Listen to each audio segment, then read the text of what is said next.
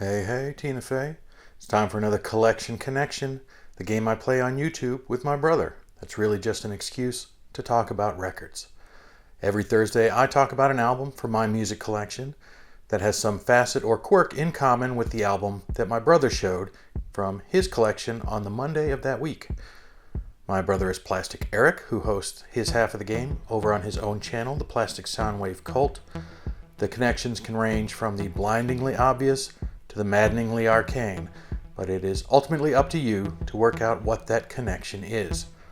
Up Today is an absolutely meteoric record, but also a very divisive record that launched 1,000 Yachts, the 1979 self-titled debut from Christopher Cross. From there, I've forged a connection to the strangely anomalous and perhaps underappreciated little record that harkens all the way back to the very first episode of Collection Connection with Joe Jackson's Laughter and Lust from 1991. I'll give you my history with and impressions of both records, which have just narrowly avoided either end of the 1980s, but it is your job to see if you can figure out what the connection is. If you have a guess, put it down in the comments, and the first correct answer will get a shout out in the next video. But first, let's reveal the previous connection, and those were between the albums Christopher Cross and When We All Fall Asleep, Where Do We Go from Billie Eilish. I thought this was a particularly good connection because it's the only time we could make it, the connection being that both albums swept what is known as the general field at the Grammys. They won Best Record, Best Song, Best Album, and Best New Artist. The feat that's only been achieved 3 times. Christopher Cross did it in 1981, Billie Eilish did it in 2020, and in 2003, Norah Jones did it. But neither of us have Norah Jones, at least not currently, and so this was our one chance to make that connection because we've got 2 of the only 3 times that it ever happened to date. But nobody got that connection. I thought it was maybe something that people might generally know more about the Christopher Cross album and maybe put that together with the Billie Eilish album, but nobody did. Fair enough, point to us. But with all that out of the way, let's get on with the show.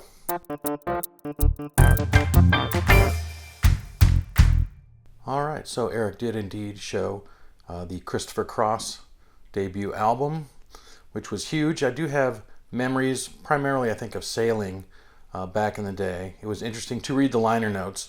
In addition to Michael McDonald, Don Henley appeared on there, and gosh, a few names that I've already forgotten, but there was like a ton of people on this record, so it was very much a studio kind of put together record. But even more than sailing, I remember the Arthur's theme. That's the song that I think of when I think of Christopher Cross. But he did score 2 number ones with Sailing and the Arthur's theme. And it's amazing how fast sort of the tides turned against him to have that one album that was just kind of huge and all over and kind of hit that moment of saturation kind of as soon as you started and never really be able to get it back, even though it's been releasing material fairly regularly for the last 40 years. So it's interesting listening to it. I had a couple nice horn arrangements. It is kind of what it is, easy listening. I know they went away from that description because it sounds kind of like an insult, which it might be coming from some camps. But easy listening is in fact quite easy to listen to. And it remains a clean, well put together record, good hooks, without the baggage sort of the Christopher Cross name. If you just came across it in the wild and not knowing who it was, I think most people would find it fairly enjoyable. I really think it was the stigma from that sort of end of disco era. Not that he was disco, but kind of everything that didn't rock for a time got trampled underfoot. So yeah, I remember Christopher Cross way back in the day, but he was never an artist that I followed up on and certainly didn't keep up on, and that is basically the only thing he ever did that was on my radar in any sense. So that's all I got for Christopher Cross, but yeah, it was nice enough. As far as a connection goes, we got something that takes us all the way back to the very first episode, where the very first link in this chain that's gone on for almost 400 albums now began. And the very first album that I picked to talk about was Joe Jackson's Jumpin' Jive album. So that's already been multiple years ago now, and we haven't gone back to Joe Jackson since, but we're changing that today. So yeah, I remember that very first episode. Think back, man, I was just so young. So much time has passed. But his time has finally come again, Joe Jackson, as today we are talking about his 1991 album, Laughter and Lust. This is actually kind of when I started to come around on Joe Jackson. I had a very strong idea that I did not like Joe Jackson, and in fact the first song of his that always came to mind was You Can't Get What You Want Till You Know What You Want, a song that I still don't necessarily care for all that much. But Joe Jackson and Elvis Costello, interestingly, I had real strong ideas that I didn't care for what I knew from them. But apparently I hit the same point of maturity and wanted to impress the same girl who I ended up marrying about that time, who was fans of both. And this happened to be the newest album that came out when I was starting to pay attention to Joe Jackson, and became aware that he had done some songs that I liked. I liked Breaking Us in Two, and I think I thought that even back then. Maybe Steppin' Out, which is his only real hit anywhere, would have fallen under that, I don't really care for it, but now I like it a lot. It's a great song. And I became aware of his earliest work, his first two albums, Look Sharp and I'm the Man, which are just rip-roaring, top-to-bottom great albums, full of really good stuff. And I kind of gradually picked through his back catalog, picking up Jumpin' Jive and Blaze of Glory, which is not my favorite, but it does have one track on it that always makes me think of my wife. And Beat Crazy, another one I wasn't super crazy about. So Joe Jackson has some real ups and downs in his catalog as far as, my enjoyment of those albums is concerned. But the thing that really made me turn the corner with Elvis Costello, it was the Spike album. And with Joe Jackson, it was Laughter and Lust. In both cases, kind of the point at which those artists started to veer away, kind of not necessarily from their fan base. Some people have stuck with them all this time, but their sort of cultural relevance started to go away. I think Veronica off of Spike was like the last hit Elvis Costello ever had in the U.S. And Joe Jackson, as far as I can tell, never scored a number one hit anywhere. The closest he got is that Body and Soul and Big World were both number two albums in the Netherlands, but no singles, as far as I can tell, ever hit number one. The only really sizable hit that he ever had in the U.S. was Steppin' Out. A couple of minor hits beyond that, including Breaking Us in Two. But after the 1-2 punch of his first couple of albums, which were not punk, but certainly sort of fit into that punk environment. They were kind of raw, cut back, and really propulsive records where he got to be snotty in his lyrics and very cynical. But almost immediately after that, he kind of went project by project, kind of delving into things, whether it was jump jazz and like big band music on Jumpin' Jive, which I enjoyed, or kind of the super classy New York Gershwin style of Night and Day, to almost like chamber pop on Blaze of Glory, to varying effects. And before he totally went out into the wilderness with Night and Day and a couple of kind of symphonic albums after that, that just seemed to give up on trying to score hits and just be sort of serious music, there was this one gasp of an album in 1991, Laughter and Lust, that I think could be argued is his purest pop album. And so in some ways, it's the thing that was going to be most likely to appeal to me. So that happened to hit right at the right time. And I actually did hear a couple of songs from this on the radio, which was enough to kind of make me go, all right, I know my wife is a big Joe Jackson fan, and I'm actually liking these songs, so I think I'll maybe go give it a try and pick it up, even though in my heart I feel like I don't like Joe Jackson. I'm going to give this a go.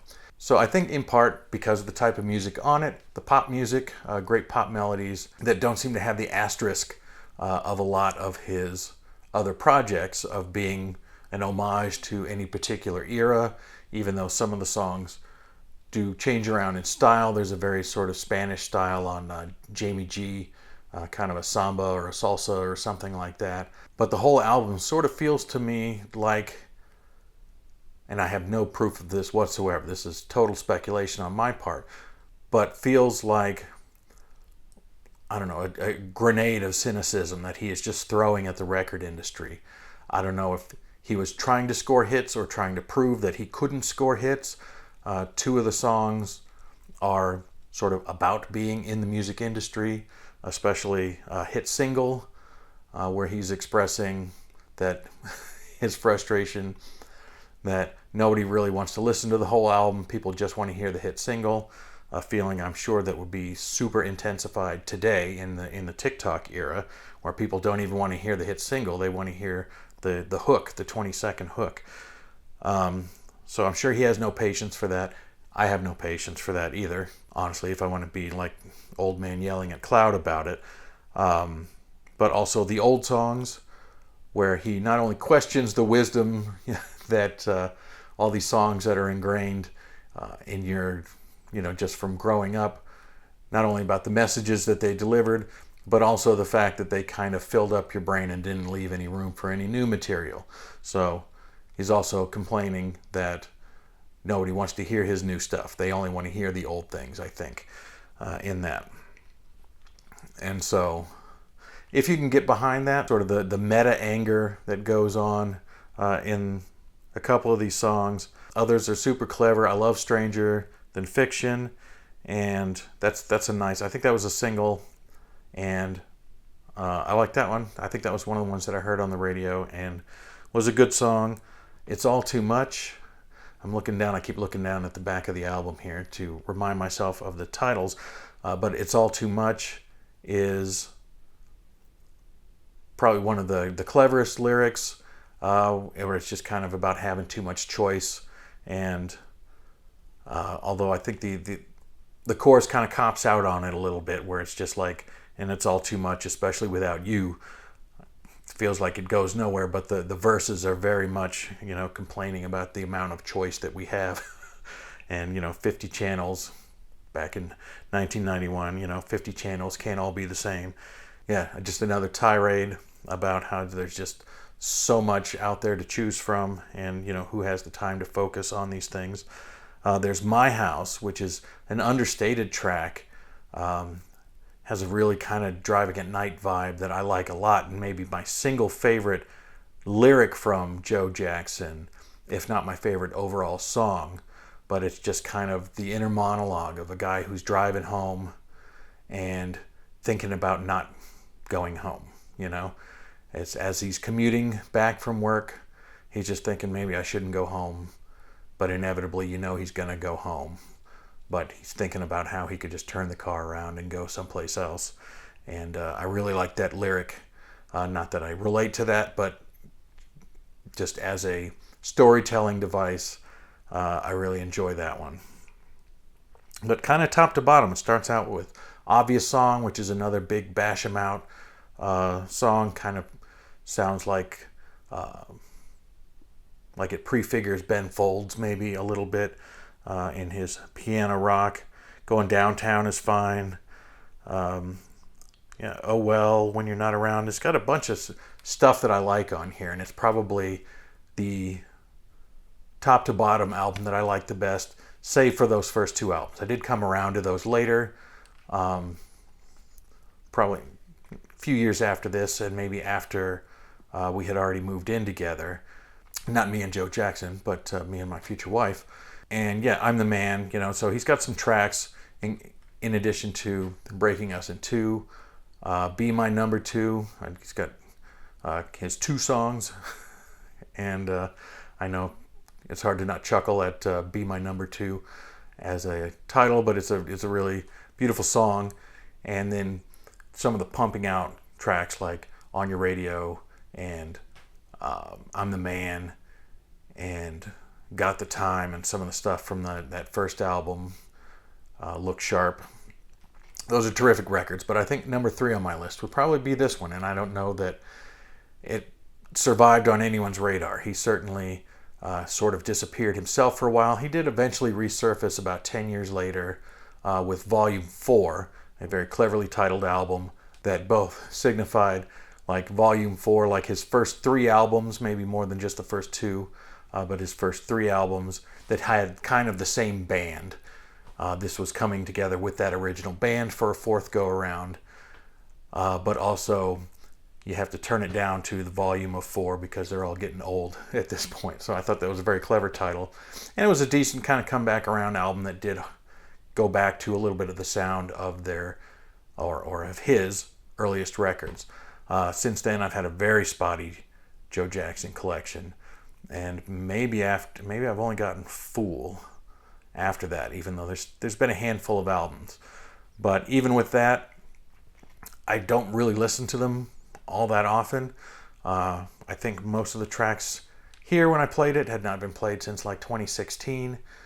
So it's good to, as always, pull these suckers out and give them a go and remind yourself what you liked about them. Give yourself a chance to resurrect something within your collection and go, hey, those were some good stuff. Those were some good stuff. Don't say that to yourself because you'll sound like an idiot. But you can say, wow, that I haven't thought about that album in forever, and it's fun to go back and listen to it, and there's good tracks on there. So that's the ongoing rewards of us doing the collection connection, my brother and I. And to that point, he will make a connection to Joe Jackson's Laughter and Lust. He will make a video about it and publish it on Monday on his channel, The Plastic Soundwave Cult. In the meantime, if you have a guess as to what the connection would be, and this is a connection about the artists, and it is a very surface level one, so not nearly as tough and not nearly as perfect as the Grammy sweep of Billie Eilish and Christopher Cross. But if you can find the connection between Christopher Cross and Joe Jackson, then put that guess down in the comments, and if you're right, you will get a shout out in Eric's video on Monday. So with that, that's all I got.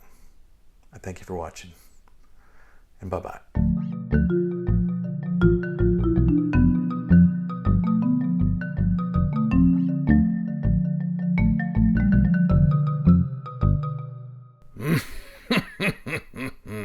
Good show, Ponsonby.